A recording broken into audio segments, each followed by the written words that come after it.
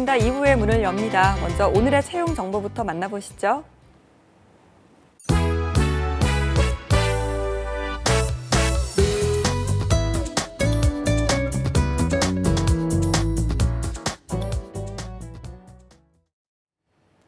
네, 취업 정보 알려드림의 신샘입니다. 오늘의 공기업 및 공공기관 채용 소식입니다.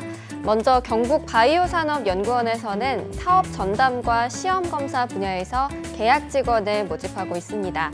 사업 전담의 경우는 자연과 경상 계열 전공 분야 석사 이상의 학위 소지자, 또 시험 검사의 경우는 식품 전공 분야에서 학사학위를 소지한 분이면 지원할 수 있고요. 3월 4일 오후 6시까지 지원 가능합니다. 다음으로는 한국기초과학지원연구원 채용 소식인데요. 한국기초과학지원연구원에서는 서울센터에 인턴 직원을 모집하고 있습니다. 이공계 학사 이상의 졸업자 또는 2019년 2월 졸업 예정자가 지원할 수 있고요. FIB 관련 기초 지식을 지닌 분들을 우대하고 있습니다. 지원서는 3월 4일 오후 6시까지 받습니다. 그리고 산업연구원에서는 유통 분야와 중국 산업, 지역정책 위촉직 연구원을 채용하고 있는데요. 경제학과 경영학 석사학위 이상 취득한 분들이 지원할 수 있고요. 통계와 계량 분석 능력이 뛰어난 분들을 우대하고 있습니다. 지원서 마감은 3월 6일 오후 4시까지입니다. 마지막으로 한국문화예술교육진흥원에서는 경영관리팀과 교육연수센터에 무기계약 직원을 모집하고 있습니다. 학력과 전공, 성별 제한이 없고요. 관련 분야 경력이 있는 분들을 우대하고 있습니다. 모집 기간은 3월 6일 오후 6시까지입니다. 이상으로 취업 정보 알려드림의 신샘이었습니다.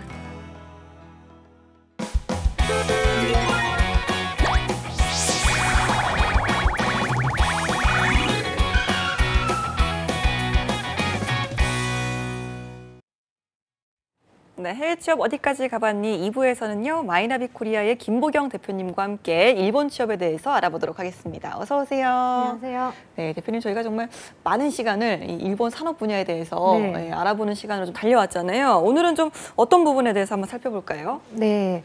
일본 산업 자체는요, 제가 제조, 서비스, 유통, 금융, 사회 기반으로 크게 5가지로 나눌 수 있다라고 말씀을 드렸었고요. 지난주에는 이 사회 기반에 대해서 알아봤고, 그 중에서 건축, 주택, 부동산 업계에 대해서 자세하게 알아봤었습니다. 네. 오늘은요, 일본의 에너지 산업에 대해서 자세히 알아볼 텐데요. 이 에너지 산업을 또 세분화해 보면 석유, 전력, 가스 이렇게 3가지 업계로 나눌 수 있고, 오늘 이 분야들의 취업 소식 알아보도록 하겠습니다. 알겠습니다. 저희가 보통 이제 일본 취업 이야기를 할 때 제조업이나 서비스업 이런 부분에 대해서 좀 주로 이야기를 했던 것 같은데 에너지는 좀 생소하네요? 네, 그렇죠. 일본은 세계 4위의 에너지 소비국입니다만 실질적으로 에너지 자급률은 겨우 8%에 지나지 않습니다. 이것은 선진국 중에서도 매우 낮은 수치이고요. 에너지 자원의 대부분을 해외에서 수입해서 의존하고 있습니다. 그중 해외 수입에 크게 의존하고 있는 것이요. 석유, 석탄 등의 화석 연료입니다. 동일본 대지진을 계기로 해서 화력 발전 의존도가 2016년도에는 89%까지 오르기도 했습니다. 또한 이 에너지 사업 자체는요, 연봉이 높은 직종이 많은 것으로 구직자들에게 매우 인기가 있는 업종 중에 하나입니다. 알겠습니다. 그럼 일단 에너지 산업 가운데 저희가 가장 먼저 꼽는 부분이죠. 석유업계 한번 살펴볼까요? 네, 일본의 석유 업계는요, 시장 규모 자체가 28조엔으로 다른 산업과 비교해 봤을 때도 굉장히 시장 규모가 큰 산업군 중에 하나인데요.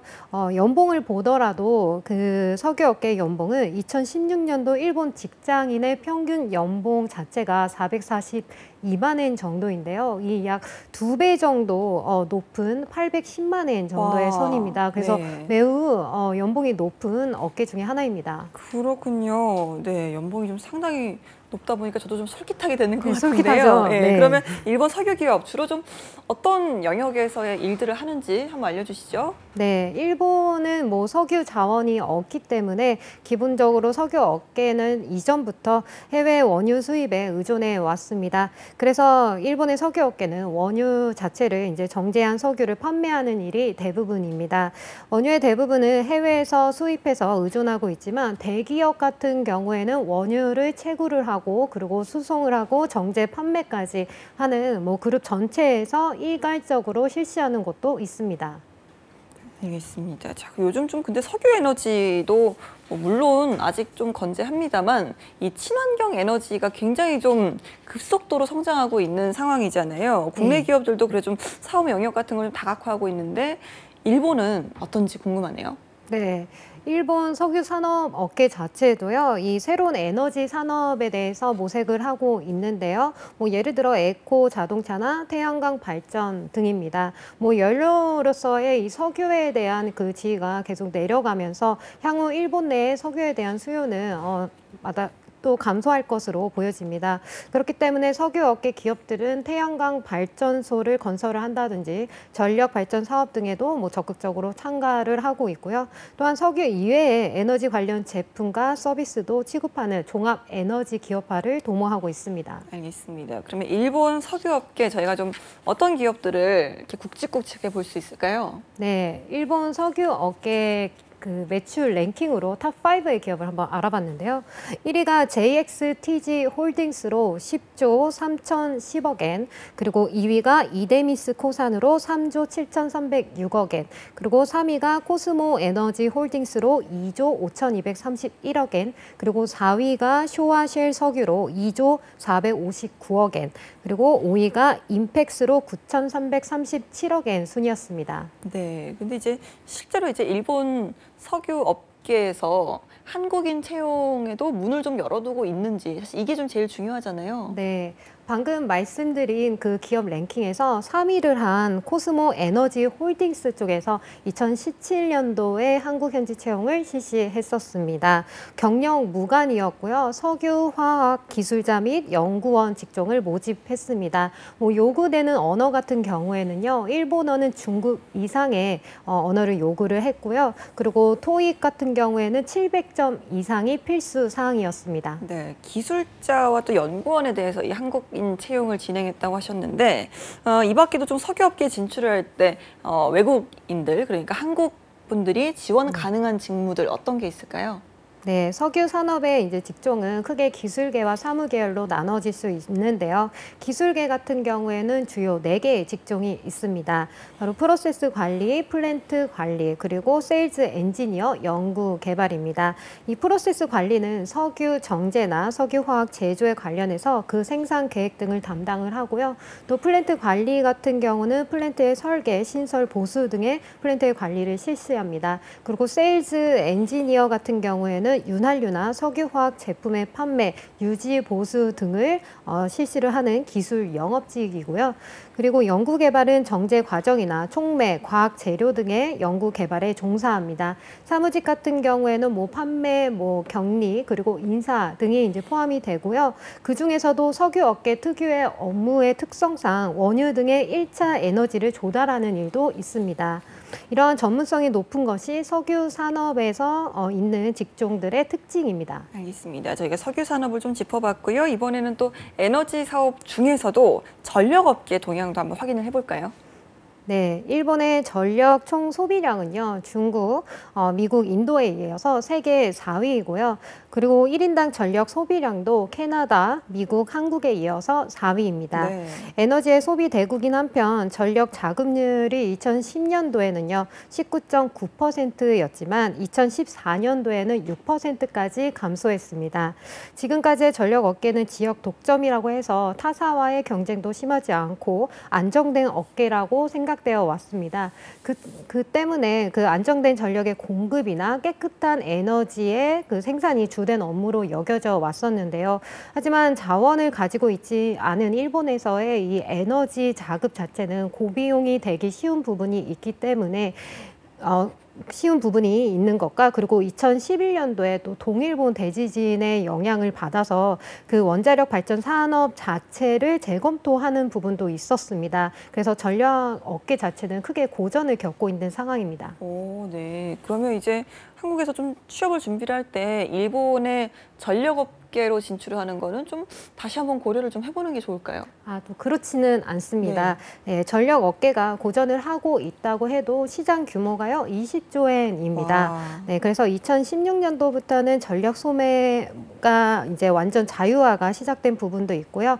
기존의 전력 회사뿐만 아니라 뭐 가스, 석유, 통신 등 다른 분야에서도 진출이 잇따르면서 뭐 가정용 전력 소매 경쟁은 격화되고 있습니다.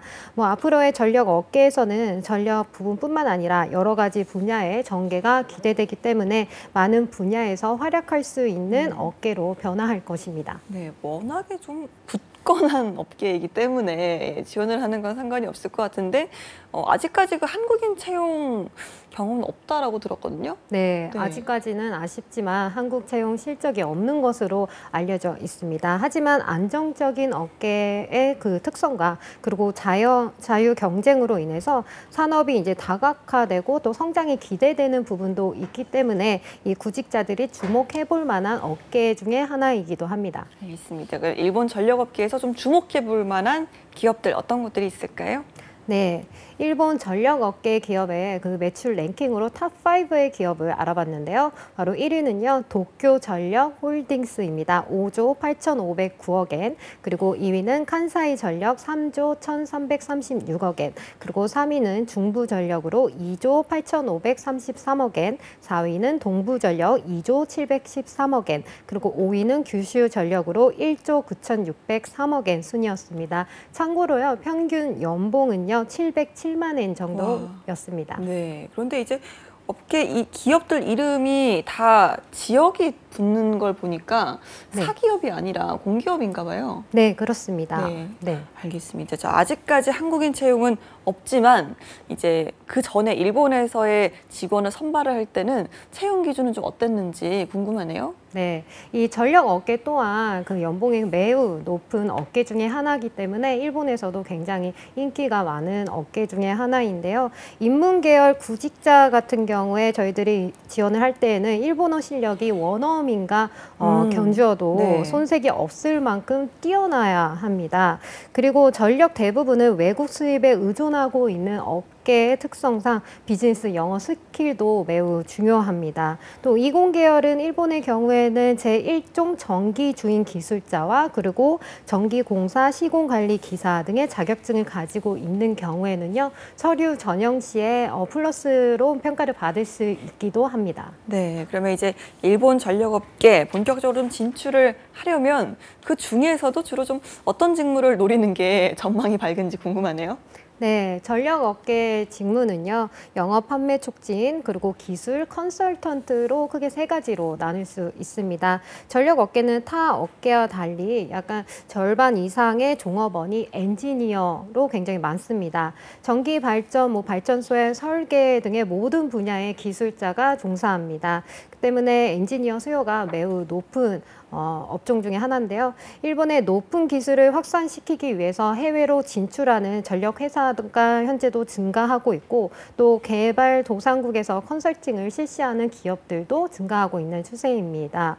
그래서 영어 능통자에 대한 수요가 매우 높고요. 그리고 해외에서의 일을 받아오려면 영업도 필요한 부분도 있고 또 하나의 프로젝트에 여러 직종의 팀원들로 구성돼서 업무를 진행하게 됩니다. 알겠습니다. 이제 일본 에너지 산업의 마지막 분야죠. 가스업계 알아볼 텐데요. 먼저 산업 동향부터 소개를 좀 해주시죠.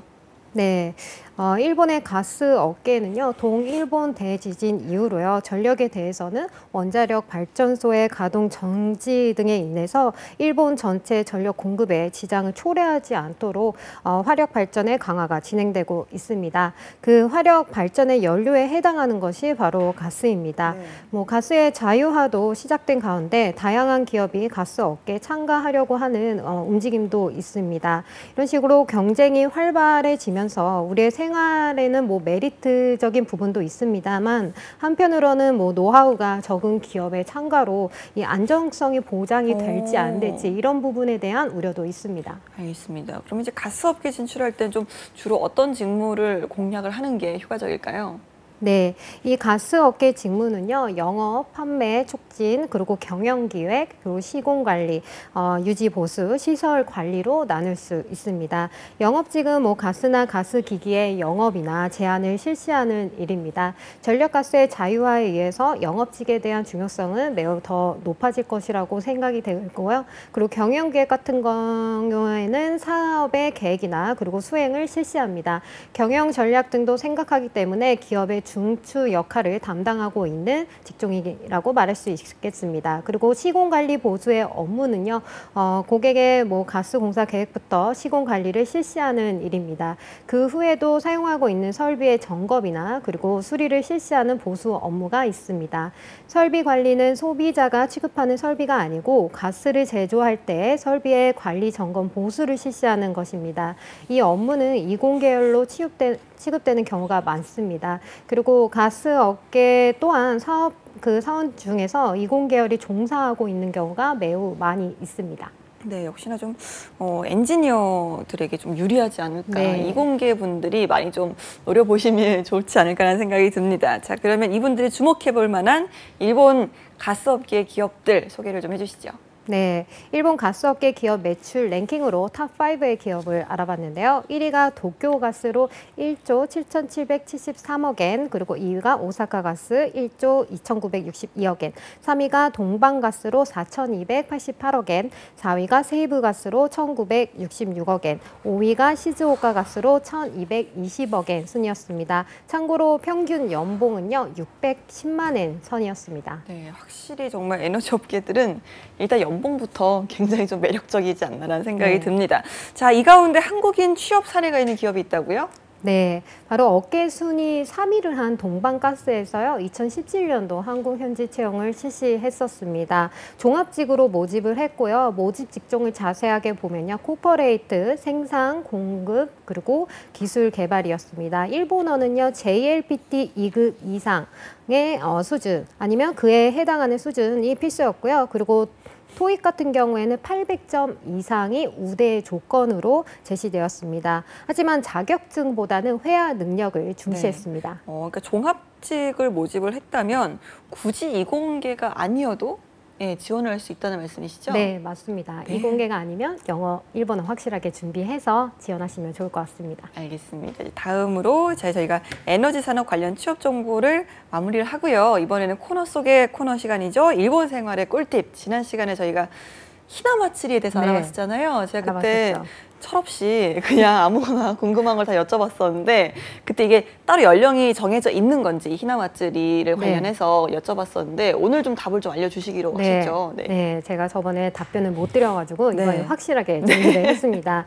이 히나마츠리를 장식을 하는 건요, 언제부터 언제까지 이렇게 일정이 정해져 있지는 않습니다. 보통 여자아이가 태어난 그 해에 히나마츠리가 있을 경우에는 바로 장식을 시작한다고 합니다. 네. 하지만 그 아이가 태어나고 21일 안에 히나마츠리가 있을 경우에는 그 해는 진행을 하지 않고요. 다음 해부터 그 히나마츠리 장식을 한다고 합니다. 뭐 그 이유로는 아마 출산 직후라서 집이 분주할 수 있기 때문이라고 합니다.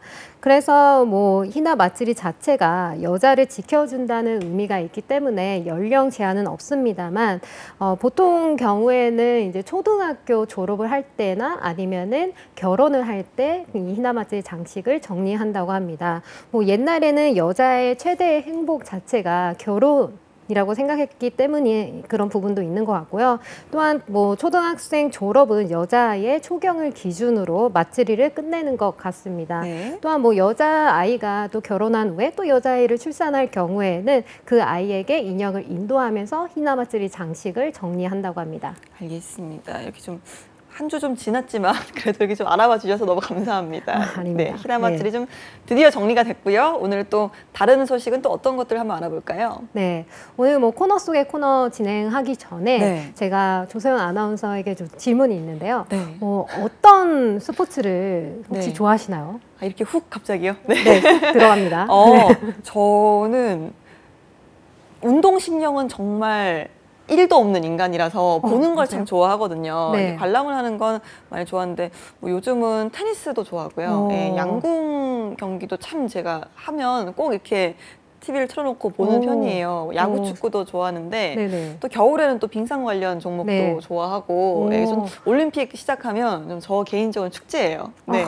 전반적으로 스포츠 많이 좋아하시네요. 네, 좋아만 합니다. 할 줄 모르고요. 네, 갑자기 또 이런 걸 물어보셨을 때는 오늘 또 네. 스포츠 관련한 소식이 아닐까라는 생각이 들거든요. 네, 맞습니다. 오늘은 스포츠에 대해서 알아볼 텐데 우리나라의 전통 스포츠 씨름이 있다면 일본에는 스모가 있습니다. 그래서 오늘은 스모에 대해서 말씀드리도록 하겠습니다. 네, 사실 이제 우리나라에서는 씨름 같은 경우는 좀 예전보다는 확실히 좀 인기가 많이 좀 줄어든 느낌이에요. 그래서 비인기 종목으로 분류가 되는 좀 안타까운 사정인데 일본 같은 경우는 이 스모에 대한 인기가 아직도 좀 대단하다고 들었거든요. 네, 맞습니다. 한때 우리나라의 씨름도 우리 국민 스포츠로 인기를 누렸었지만 네. 지금은 뭐 언제 어디서 대회가 있는지 또 천하장사가 누구인지를 뭐 알아보기가 쉽지는 않은 것 같습니다. 맞습니다. 네, 사실 일본의 스모 역시도 2003년도에 스모 최고의 선수가 은퇴를 한 부분이 있어서 인기가 서서히 줄었던 부분도 있고요.